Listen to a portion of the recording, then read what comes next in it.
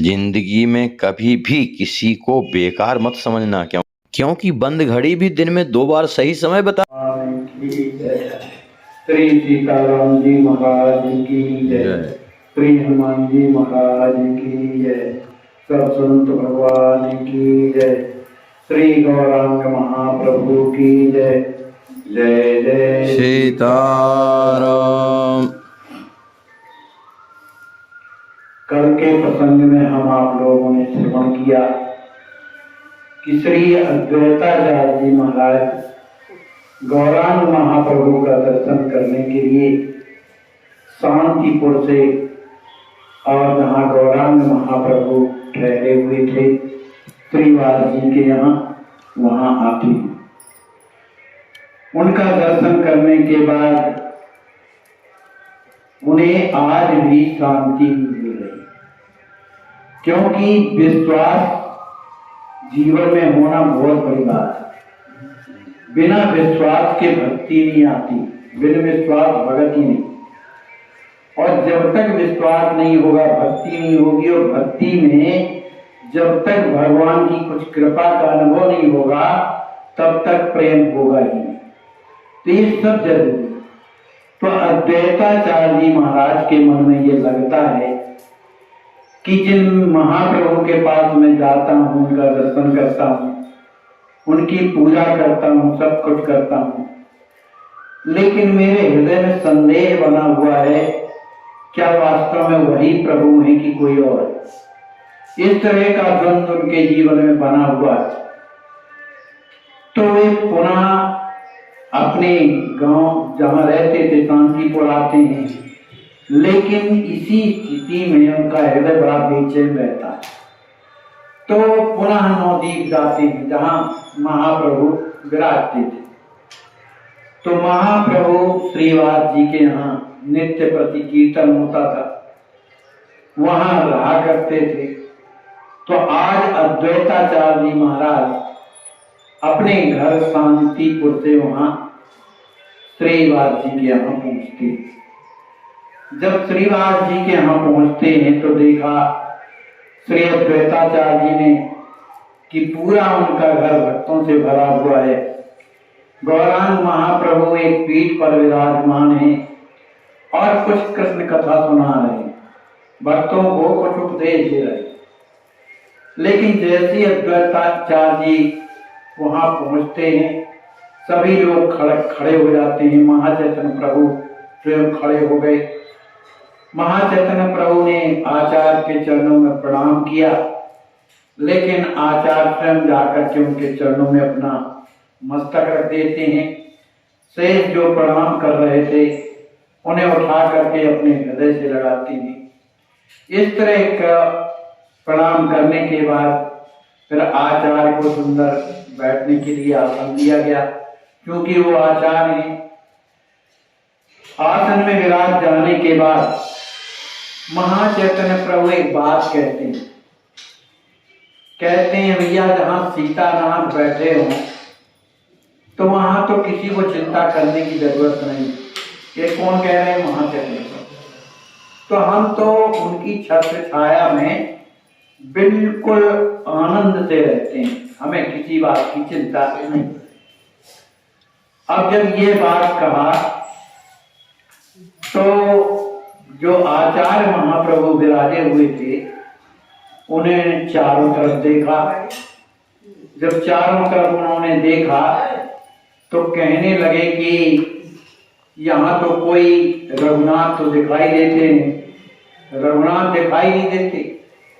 हाँ, यदुनाथ जरूर बैठे हुए। तो महाचैतन्य प्रभु विराजे हुए थे, कुछ संकोच हुआ उनको कि भाई ये यदुनाथ कह रहे हैं। किसी तरह से बैठे हुए थे सभी, कोई शांत मुद्रा में। महाचैतन्य प्रभु कहते हैं, भाई देखो, आज भी जो अद्वैताचार्य जी हैं उन्हीं के सामने कह रहे हैं, वो आज भी संदेह में, जबकि अद्वैत उनका नाम है। द्वैत नहीं होना चाहिए, अद्वैत होना चाहिए, और उनका नाम भी है द्वैताचार्य। लेकिन ये द्वैत के उसमें पड़े हुए, माने हमारे प्रति इनकी सोच है कि ये वही है कि कोई और है। इस तरह का उनके हृदय में भाव चलते थे। तो श्रीवास जी ने कहा कि प्रभु अब आपसे बढ़कर के कौन ज्ञाता हो सकता है, वो जो नहीं समझ पा रहे हैं तो आप उन्हें समझाइए। तो इस तरह से कहने पर महाचैतन्य प्रभु कहने लगे कि भाई ऐसा है कि किसी के कहने से कुछ नहीं होता है। जब तक हमारा खुद हृदय इस बात को स्वीकार नहीं करता है कि ये भगवान है या संत है, कोई भी है, तब तक कैसे अनुभव किया जा सकता है। इस तरह की बातें कर ही रहे थे कि इतने में सची माता जी ने एक अपने तरफ से एक व्यक्ति को भेजा और वो वहां पर आया और अद्वैताचार्य जी महाराज के चरणों में प्रणाम किया और कहने लगा कि सची माता ने आज आपका निमंत्रण अपने घर में किया है, इसलिए आप पधारिए।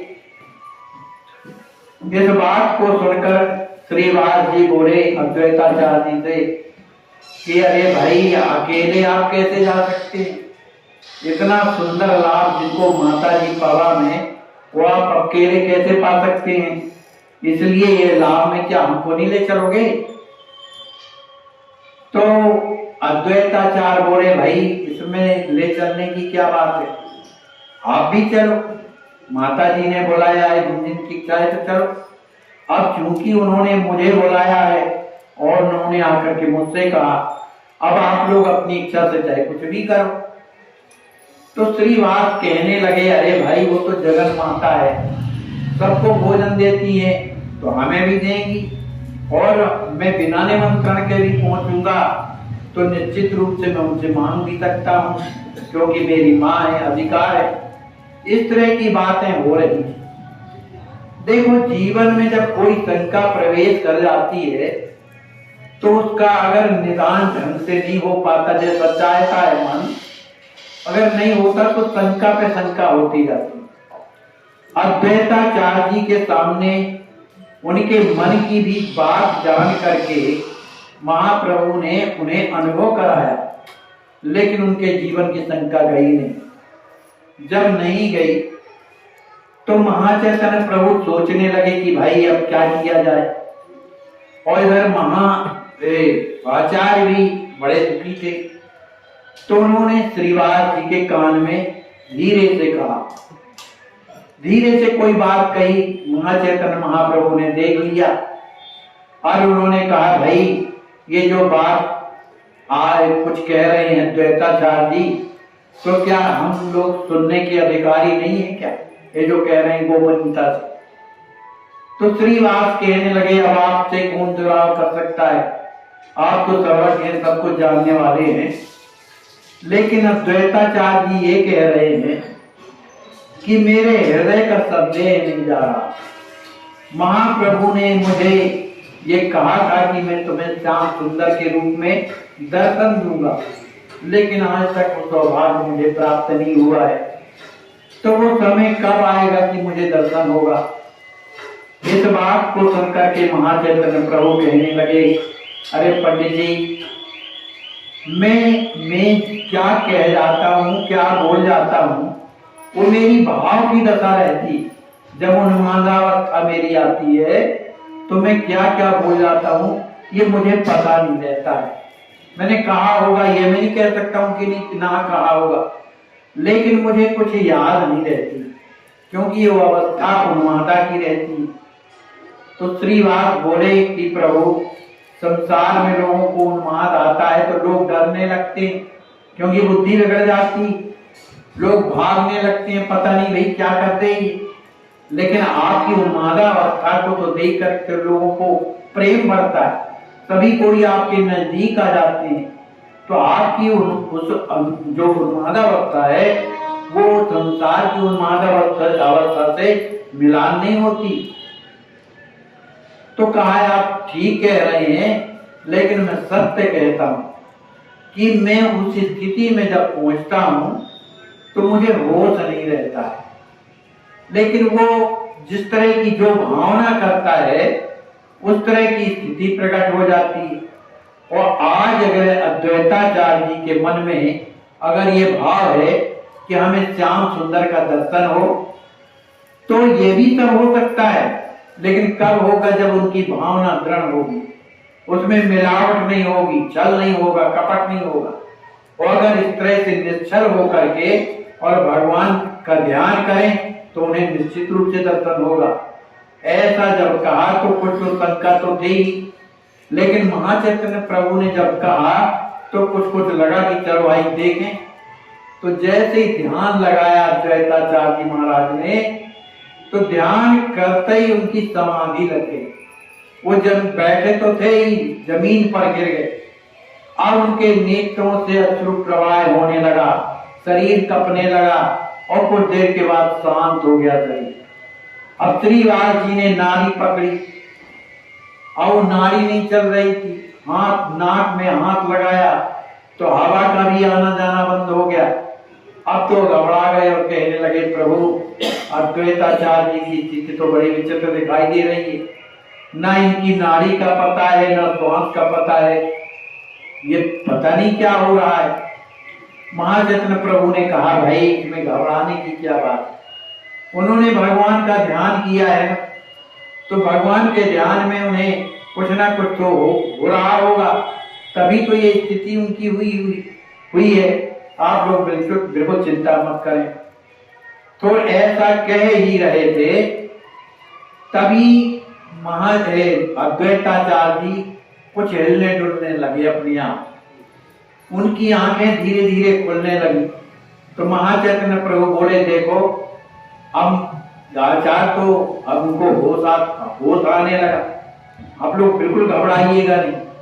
और धीरे धीरे उनके पूर्ण रूप से होश आ गया। जब होश तो आ गया, लेकिन शरीर उनका उनके काबू में नहीं था। उनके नेत्रों से अश्रु बह रहे थे, गला बिल्कुल भरा हुआ था, कुछ बोला नहीं जा रहा था। अद्वैताचार्य जी पूछने लगे, आचार्य आपको क्या हुआ, बताइए तो आपकी स्थिति ऐसी कैसे हो गई। अब जब बोला ही नहीं जा रहा, प्रेम हृदय में भरा है, नेत्रों से छलक रहा, कैसे बोले हो। थोड़ी देर के बाद जब उन्हें कुछ सांत्वना मिली, शरीर स्वस्थ हुआ, तब उन्होंने बताया कि मैंने अपने हृदय में प्रत्यक्ष दर्शन श्याम सुंदर का किया है। सुंदर मोर मुकुट लगाए हुए और पीतांबर पहने हुए और अनेक आभूषणों से सुसज्जित और मंद मंद मुस्कुराते हुए जैसे ही मेरी ओर देखा है, मुझे पता नहीं क्या हुआ, मैं वहीं बेहोश हो गया, कुछ समझ में नहीं आ रहा था। मुझे कितना सुख मिला मैं कह नहीं सकता। उसी के कारण से मेरा हृदय अभी भी भरा हुआ है। लेकिन थोड़ी देर के बाद जब झांकी अदृश्य हो गई, तो उसी झांकी में जो श्याम सुंदर की झांकी थी, उसी में मैंने इन्हें महाचैतन्य प्रभु को देखा। माने ये ही श्याम सुंदर है, तभी मुझे होश आया है। इस तरह की बातें करते हुए अब जो उन्हें चाहिए था तो मिल गया। भाई किसी के हृदय में कल्पना मत हो कि मुझे भगवान का दर्शन करना है, तो बीज पड़ गया, वो निश्चित कभी न कभी वो बीज फलेगा फूलेगा और उसे दर्शन होगा। अब थोड़ी देर के बाद सभी कोई महाचैतन्य प्रभु के यहाँ जाते हैं, क्योंकि माता जी ने सबका निमंत्रण किया है। उधर जाकर के स्वयं महाप्रभु ने अपने आचार्य जो अद्वैताचार्य थे उनके चरण धोए। श्रीवास जी पंडित थे, वो भी अच्छे विद्वान थे। अब चूंकि उनके घर गए हैं, उनका उन्होंने चरण धोया और बढ़िया सुंदर आसन पर बैठाया।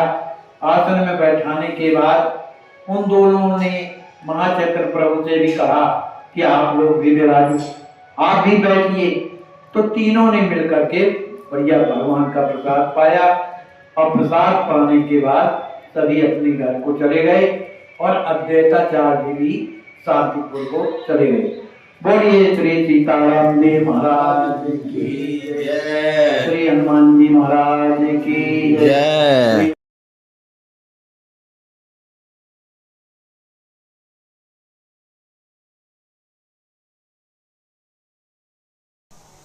जय सिया राम।